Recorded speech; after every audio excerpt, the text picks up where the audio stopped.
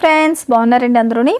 ఈరోజు క్లాస్లో వచ్చేసి ఏంటంటే మనం బ్లౌజ్ పీస్లోని అంటే మనకి శారీలో వచ్చిన బ్లౌజ్ పీస్లోని పాట్ నెక్ కటింగ్ చేసి ఏ రకంగా స్టిచ్చింగ్ చేసుకోవాలి, ఏ పేపర్ క్యాన్వాస్ కూడా యూస్ చేయకుండా, మనం ఏది కూడా అంటే సపరేట్గా కొనకుండా చక్కగా మనకున్న క్లాతులతోనే ఎలా మనం పాట్ నెక్ని కటింగ్ చేయాలి, ఎలా స్టిచ్చింగ్ చేయాలన్న విషయాల గురించి మనం తెలుసుకుందాం. ఇది శారీలో వచ్చిన బ్లౌజ్ పీస్ అండి. లైనింగ్ వచ్చేసి మీరు మీ సైజ్కి ఎంత లైనింగ్ కావాలంటే మామూలుగానే మన బ్లౌజ్ ఎంత అవసరమో అంతే తీసుకుంటాం. నేనైతే 1 మీటర్ తీసుకున్నాను. ఇప్పుడు మనకి షోల్డర్ ఏంటి, ఆర్మ్ డౌన్ ఏంటి, నడుము ఏంటి అంతా కూడా మనం మార్కింగ్ పెట్టేసుకున్నాం. ఇప్పుడు పాట్ నెక్ కోసమని మెడ వెడల్పు వచ్చేసి 2.5 ఇంచీలు, ఫోల్డింగ్ నుంచి 2.5 ఇంచులకి మార్కింగ్ పెట్టుకున్నాం. డీప్ వచ్చేసి మన ఇష్టం అండి. నేనైతే మాత్రం 10 ఇంచులకి పెడుతున్నాను. కానీ ఒక్కటండి, 10 ఇంచీలు 10 కన్నా కిందకే ఉండాలి తప్ప పాట్ నెక్ పైకి ఉంటే ఆ లుక్ అనేది రాదు అనమాట. ఆ రౌండ్ అనేది షేప్ అనేది వేసుకున్న తర్వాత రాదు. మినిమం 10 అన్నా ఉండాలి. ఇప్పుడు కింద వెడల్పు వచ్చేసి పైన 2.5 పెట్టాం కదా, కింద 3 ఇంచులకు పెట్టుకోవాలి. ఏ బ్లౌజ్ కన్నా సరే ఒక అరేంజ్ వెడల్పు పెంచుకుంటేనే మీకు డిజైన్స్ అన్నవి నీట్గా చక్కగా రౌండ్ తిరిగి వస్తాయి. లేదు అంటే కనుక వేసుకున్నప్పుడు ఉగ్గులు వస్తాయి. ఇప్పుడు ఈ 2 లైన్లు కలిపేసిన తర్వాత ఇలా ఇక్కడ లైన్కి చూడండి, ఇక్కడ నుంచి స్టార్ట్ చేయండి. ఇలా రౌండ్ తిప్పండి. ఇక్కడ లైన్కి కొద్దిగా బయటికి లైట్గా, ఎక్కువ కాదు, లైట్గా బయటికి కొద్దిగా రౌండ్ తిప్పండి. తిప్పిన తర్వాత మళ్ళీ లోపలికి లైట్గా లోపలికి వచ్చి మళ్ళీ ఇలా రౌండ్ తిప్పేసుకోండి. పాట్ నెక్ మోడల్ వచ్చేటట్టుగా ఇలాగ స్టిచ్చింగ్ చూసారు, ఇలా మార్కింగ్ చేసుకోవాలి. అంటే కరెక్ట్గా లైన్ మీదే కాకుండా లైన్కి బయటికి ఈ రౌండ్ అనేది ఇలా తిరగాలి. ఇక్కడ చిన్నది జస్ట్ 1 ఇంచు, తర్వాత ఇక్కడ 1 ఇంచు లోపలికి రావాలి. కనీసం పైనుంచి ఒక 4 ఇంచులు, 3.5-4 ఇంచులు దగ్గర చేసి ఇలా లోపలికి అనేది వచ్చి ఇలా పాట్ అనేది ఇలా మళ్ళీ మనం 2.5 ఇంచీలు పెట్టుకున్న మార్కింగ్ దగ్గరికి కలిపేసుకోవాలి. ఈ రకంగా షేప్ ఇచ్చుకుని మనం లైనింగ్ని కటింగ్ చేసేసుకోవాలి. ఏంటంటే ఒక మార్కింగ్ చేయడమే కాకుండా స్టిచ్చింగ్ కూడా ఎలా సులువుగా చేసుకోవాలి ఏంటనేది నేను చూపిస్తాను. చూడండి, ఇది ఎప్పుడైతే మీకు కింద ఎక్కువ రౌండ్ తిరిగిందో అప్పుడే ఆ పాట్ నెక్ లుక్ వస్తుంది అనమాట. లేదు అక్కడికక్కడ 2.5 ఇంచు లోపలే తిప్పేశారు అంటే కనుక మీకు దగ్గరికి ఎప్పుడైతే కనిపిస్తుందో క్లోజ్గా ఏ డిజైన్ అన్నా అది వేసుకునేటప్పటికి మీకు సెట్ కాదు. ఇప్పుడు ఈ రకంగా మనకి డిజైన్ అయింది. ఇప్పుడు ఈ బ్యాక్ పార్ట్ని మనం బ్లౌజ్ పీస్ మీద పెట్టి కటింగ్ చేసేసుకోవాలి. బ్లౌజ్ పీస్ మీద పెట్టి కటింగ్ చేసేసుకుందాం. సేమ్ ఇదే రకంగా మనం బ్లౌజ్ పీస్ని తీసుకోండి. బ్లౌజ్ పీస్ తీసుకుని పైనుంచి కిందకి మనం బ్యాక్ పార్ట్ని ఫస్ట్ కటింగ్ చేసేసుకుందాం. ఇది రా సిల్క్ అండి. ఇప్పుడు అంతా కూడా శారీలోని ఈ క్లాతే మనకి బ్లౌజ్ పీస్ ఇస్తున్నారు కదా. ఇది ఇక్కడ ఇలా మనకి ఫోల్డింగ్ వైపు పెట్టుకుని ఇప్పుడు మనం కటింగ్ చేసుకున్న లైనింగ్ ఫోల్డింగ్ దగ్గరికి కరెక్ట్గా పెట్టుకుని మీరు చేయవలసింది ఏంటంటే ఎక్కడా కూడా రఫ్గా కటింగ్ చేయొద్దండి. నెక్ మాత్రం మెయిన్ లైనింగ్ ఎలాగైతే మనకి షేప్ ఉందో అదే షేప్లోనే మీరు కటింగ్ అనేది చేసేసుకోవాలి. ఎప్పుడు కూడా నేను చెప్పేది అదేనండి, బిగినర్స్ ఎప్పుడు కూడా అతిగా మార్జిన్ అన్నది ఎక్స్ట్రా మార్జిన్తో కటింగ్ చేయొద్దు. ఎలాగైతే ఉందో లైనింగ్ అలాగే కటింగ్ చేయండి. ఇలా కటింగ్ చేసినా సరే స్టిచ్చింగ్ అతికించేటప్పటికి మీకు ఇంకా బ్లౌజ్ పీస్ ఎక్కువగానే వస్తుంది. అంచుల దగ్గర, నెక్ దగ్గర మాత్రం సమానంగా నీట్గా ఎలా అయితే ఉందో అలాగే కటింగ్ చేసుకోండి. చూసారు కదా, ఎక్కడ కూడా నేను ఎక్కువ కటింగ్ చేయలేదు. ఇలా నీట్గా చేసుకున్న తర్వాత బ్లౌజ్ పీస్ని ఇలా పెట్టుకోండి. ఇప్పుడు స్టిచ్చింగ్ చేద్దాం. రైట్ సైడ్ వైపు అంటే పై భాగం వైపు నెక్కి కరెక్ట్గా ఇలా ఫోల్డింగ్ కూడా ఉంటుంది కదా, సెంటర్ పాయింట్ చూసి ఇలా మార్కింగ్ పెట్టుకోండి. దాని తర్వాత మన లైనింగ్ పీస్ తీసుకోండి. అంటే బ్లౌజ్కి రైట్ సైడ్ వైపు పై భాగం వైపు ఈ లైనింగ్ పెట్టాలి. ఇది కూడా మామూలుగా మనం ఫోల్డింగ్ చేసి కట్ చేసాం కాబట్టి ఆ ఫోల్డింగ్ కరెక్ట్గా సెంటర్ పాయింట్లో క్లియర్గా కనిపిస్తూనే ఉంటుంది. ఇక్కడ ఒక మార్కింగ్ పెట్టండి. ఇప్పుడు ఈ మార్కింగ్ని ఈ సెంటర్ మార్కింగ్ని కలపండి. ఇలా కలిపిన తర్వాత ఇలా సెంటర్లోని ఫస్ట్ మనకి మన బాల్ పిన్స్ ఉన్నాయి కదా, స్టిచ్చింగ్ పిన్స్, ఈ టైలరింగ్ పిన్స్ని పెట్టేసుకోండి. ఇవి పెరల్ పిన్స్ అన్నా సరే ఇస్తారండి, లేదంటే బాల్ పిన్స్ అన్నా సరే ఇస్తారు, మనకి దొరుకుతాయి. సరే, ఈ పిన్స్ని మనం ఇలాగా అంచు అంటే కాకుండా కనీసం 1 ఇంచు డిస్టెన్స్ వదిలేసి చక్కగా మీరు పిన్నులు పెట్టేసుకోవాలి. అంచుని కరెక్ట్గా అంటే లైనింగ్ అంచు బ్లౌజ్ పీస్ అంచులు రెండు కలిసేటట్టుగా మీరు నెక్ని సెట్ చేసి, అంచు అంటే కాకుండా కొద్ది గ్యాప్ వదిలి మీరు పిన్నులు పెట్టాలి. ఎందుకంటే అంచు అంటే మనం స్టిచ్చింగ్ చేస్తాం కదా, అప్పుడు మనకి కుట్లోకి ఈ పిన్నులు రాకూడదనమాట. అలా అయితే మళ్ళీ మీకు సూదులు విరిగిపోవడం కానీ మిషన్ సూది విరిగిపోవడం గట్రా అవుతుందన్నమాట. చూసారు కదా, ఈ మాత్రం నేను పెడుతున్నట్టుగా నేను చూపిస్తాను. చూసారు కదా, ఈ మాత్రం డిస్టెన్స్లోని పిన్స్ పెట్టుకోండి. ఈ పిన్నులు పెట్టుకోవడం వల్ల ఏంటంటే నీట్గా మీరు అడ్జస్ట్ చేసి పెట్టుకుంటే మిషన్ మీద అలవాటు లేని వాళ్ళు కింద చక్కగా మీరు అడ్జస్ట్ చేసుకుని ఆ తర్వాత మిషన్ దగ్గరికి వచ్చి స్టిచ్చింగ్ చేసుకోండి. ఇప్పుడు కుట్టేటప్పుడు మాత్రం గుర్తుంచుకోవాల్సింది ఏంటంటే ఈ లైనింగ్ అంచు పాదం ఖర్చు కరెక్ట్గా మనకి ఒక పాదం ఖర్చు అంత వెడల్పు మాత్రమే స్టిచ్చింగ్ చేయాలి.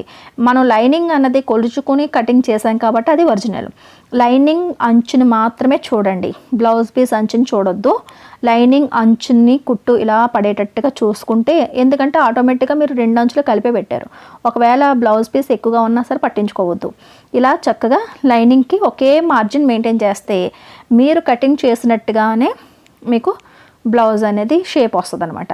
ఇప్పుడు ఇక్కడ కటింగ్ చేసి ఇక్కడ చిన్న చిన్న కట్స్ మనకి ఇక్కడ మిగిలిన ఖర్చు ఉంది కదా, కుట్టు కన్నా ముందు ఉన్న క్లాత్ మీద చిన్న చిన్న కట్స్ పెట్టుకోండి. కుట్టు వరకు కూడా క్లాత్ అనేది వెళ్ళకూడదు. ఎక్కడైతే ఎక్కువగా రౌండ్ తిరిగింది మీకు అనిపిస్తుందో అక్కడ చిన్న చిన్న కట్స్ పెట్టండి. మీకు రివర్స్ చేసేటప్పుడు క్లాత్ చాలా ఈజీగా అవుతుంది అనమాట. ఇలా పిన్నులు తీసేయండి. ఇప్పుడు ఇలా పిన్నులు తీసేసుకుని లైనింగ్ పీస్ని లోపల వైపుకి ఇలాగా రివర్స్ చేసేయండి.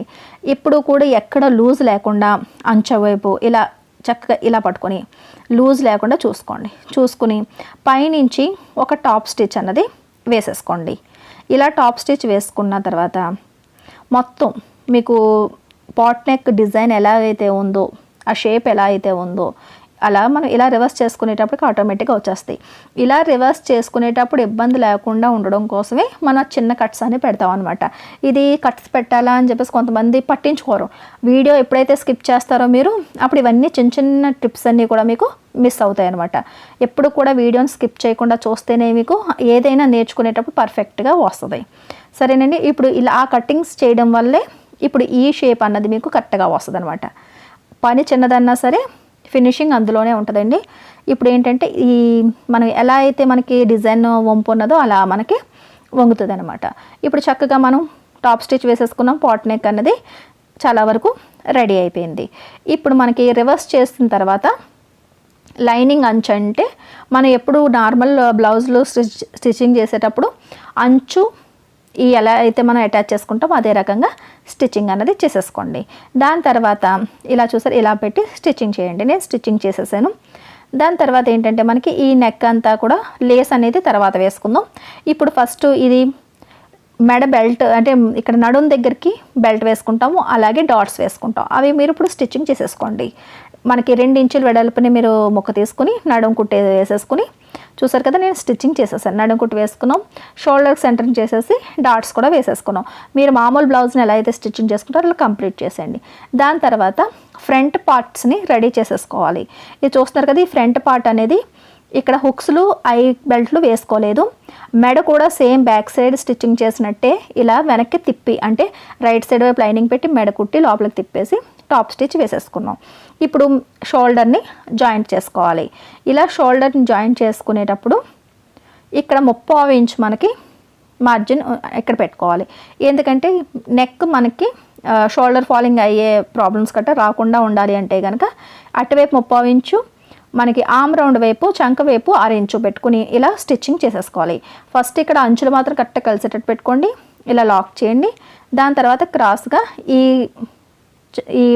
అంటే ఆమ్ రౌండ్ వైపుకి వచ్చేటట్టుగా స్టిచ్చింగ్ చేసుకోండి. ఎప్పుడు కూడా డబుల్ స్టిచ్ అనేది చేసుకోవాలి. ఇలా డబుల్ స్టిచ్ అయిన తర్వాత ఒక్కసారి ఓపెన్ చేసి చూసుకోండి. ఎందుకంటే మనకి పాట్ నెక్కి కొద్దిగా రౌండ్ తిరుగుతుంది కాబట్టి అది ఏమైనా అంచులు మిస్ అయ్యేమో చూసుకోండి. చూసారా, ఇలా కరెక్ట్గా చక్కగా ఈ అంచు అన్నది ఎక్కడ కూడా ఎగుడు దిగుడు లేకుండా చూసుకోండి. ఇలా నీట్గా రెండో షోల్డర్ కూడా మీరు అటాచ్ చేసేసుకోండి. మళ్ళీ చూపిస్తాను చూడండి.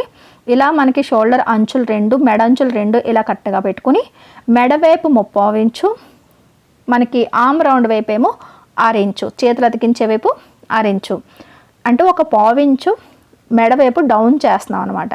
దీనివల్ల ఏంటంటే మెడ వైపు గట్టిగా పట్టుకుని ఉండి మీకు మెడలు జారకుండా ఉంటుందన్నమాట. పాట్ నెక్కి అయితే కనుక అస్సలు భుజాలు జారే అవకాశమే ఉండదండి. ఎందుకంటే పాట్ నెక్కి కంపల్సరిగా మనం డోరీ పెట్టుకుంటాం. డోరీ పెట్టుకుని నాట్ వేస్తాం కాబట్టి, ముడి పెట్టుకుంటాం కాబట్టి మనకి షోల్డర్స్ జారే ప్రసక్తే ఉండదన్నమాట పాట్ నెక్లోని. ఇప్పుడు చూస్తున్నారు కదా, ఈ రకంగా మనం షోల్డర్స్ని జాయింట్ చేసేసాం. ఇప్పుడు మనకి లేస్ అనేది ఒకవేళ ఆపోజిట్ కలర్ ఏమన్నా మీకు శారీలో ఉండుంటే కనుక ఆపోజిట్ కలర్ తీసుకోండి. లేదు అంటే కనుక శారీలో ఉన్న సేమ్ కలర్ అయినా సరే మీరు, ఈ బ్లౌజ్ సేమ్ కలర్ అయినా సరే మీరు లేస్ తీసుకోండి. శారీ అయితే ఇది ఆరెంజ్ కలర్ వచ్చిందండి కాబట్టి నేను కొద్దిగా డార్క్లో ఉన్న ఆరెంజ్ కలర్ తీసుకున్నాను. ఇక్కడ నుంచి హుక్స్ల దగ్గర నుంచి స్టార్ట్ చేయాలి. లేస్ లేస్ వర్క్ చేసుకోవాలని అనుకుంటున్నప్పుడు మీరు hooks belt, I belt stitching చేయకూడదు. ఈ లేస్ వేసేసుకున్న తర్వాత మాత్రమే మీరు ఐ బెల్ట్, హుక్ బెల్ట్ అనేది వేసుకోవాలి. ఈ లేస్ని మనం ఫస్ట్ మనకి మెడ అంచు వైపు లేస్ పెట్టి, లేస్ అంచుని మెడ అంచుని కరెక్ట్గా పర్ఫెక్ట్గా పెట్టుకోవాలి. పర్ఫెక్ట్గా పెట్టుకుంటూ అంచంటే స్టిచ్చింగ్ చేసుకుంటూ వచ్చేయాలి. ఇక్కడ పాట్ నెక్ రౌండ్ తిరుగుతుంది కాబట్టి ఆ రౌండ్ కూడా చక్కగా తిప్పాలి.